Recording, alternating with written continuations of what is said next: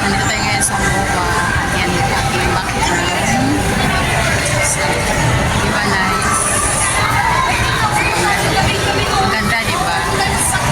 Nga pala tayo guys sa hypermarket kasi mabibilhin tayo, pero napansin ko talaga yung mga pailaw nila dyan sa labas. So, tingnan nyo ba?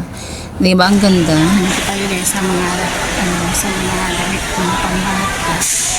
Kasi meron tayo arigaluhan na dito. Ganito kasi yung siya. Kasi newborn pa yun. So mayroon kasi akong inaanak guys na newborn. So ngayon bibilhan ko siya ngayon ng damit.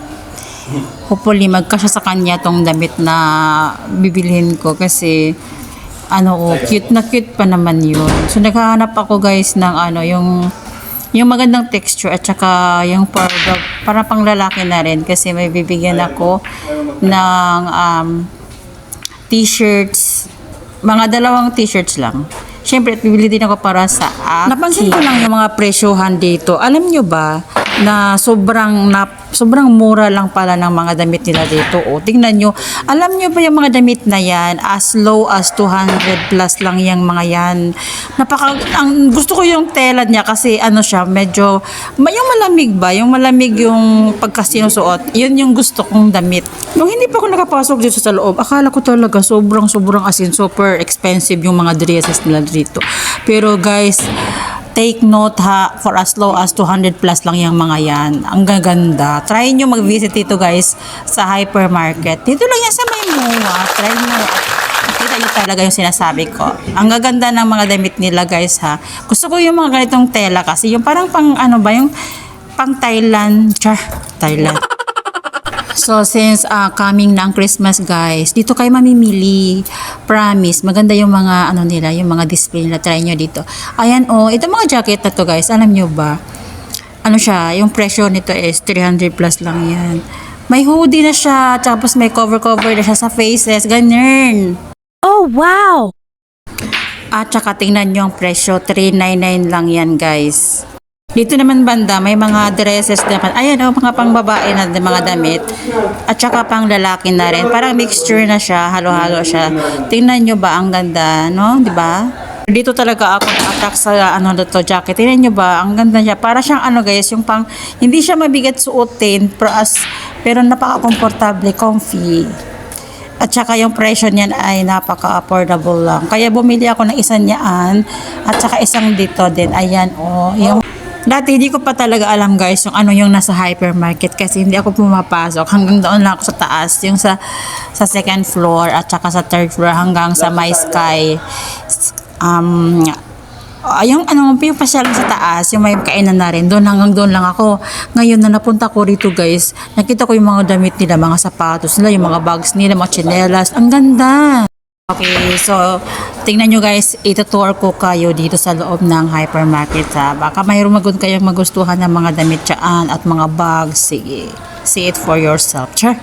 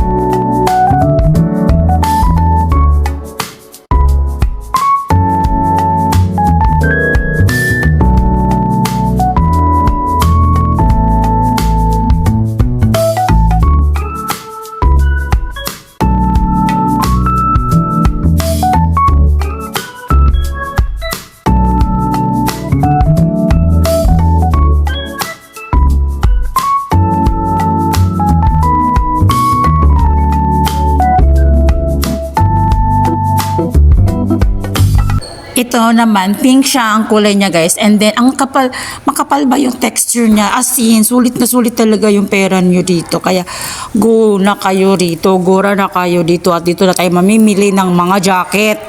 Pagkatapos nga natin doon sa loob ng ng mga damitan. Dito naman tayo sa kainan kasi nga dito yun, nandito yung mga pagkain na yan. Bibili tayo dito bandang bumili tayo ng ang binili ko pala dito guys is yung fried chicken ba na may kanin. Dito sa casa bumili din ako dito guys ng laing. Yung laing nila tapos sang kanin. Yung kanin nila kasi nasa dahon. Ang sarap ng ng kanin kasi mabango siya guys. Try niyo ba? Char. Actually, ang nabili ko talaga dito is isang turon, tapos isang kanin, isang laing, tapos kape, tapos ano pa ba yung nabinili ko? Kasi di ko na matandaan, charot, Amy. So, hanap tayo ng table kasi kakain tayo kasi gutom na ang person. Tapos bumili ako nito.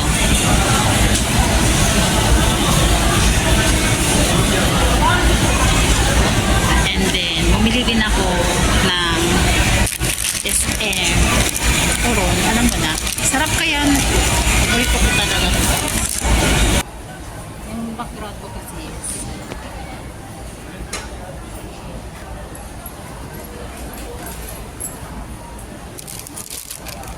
hindi ko malaman kung anong kakainin ko eh. Bumili din ako ng aside from ko is bumili din ako ng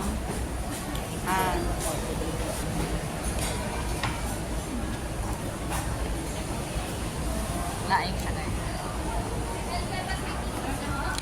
Kain muna ako ng kanin kasi so far ito yung na-order natin kasi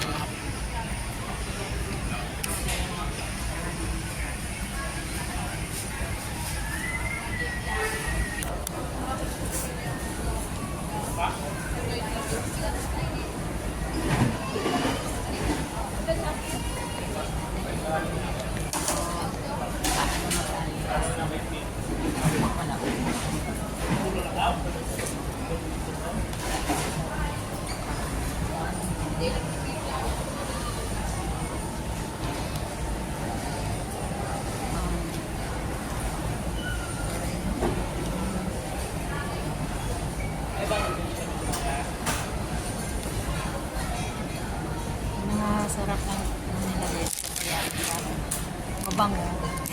Mabango na yung kanin. Binili ko to. Lupon.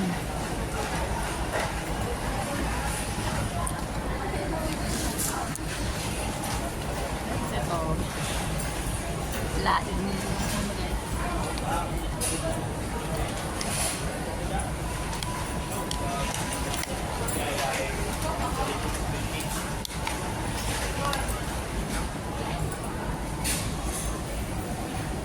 Diba?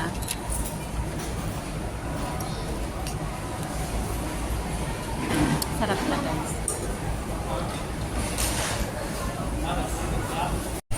Thank you guys for watching and see you on my next vlog. Bye!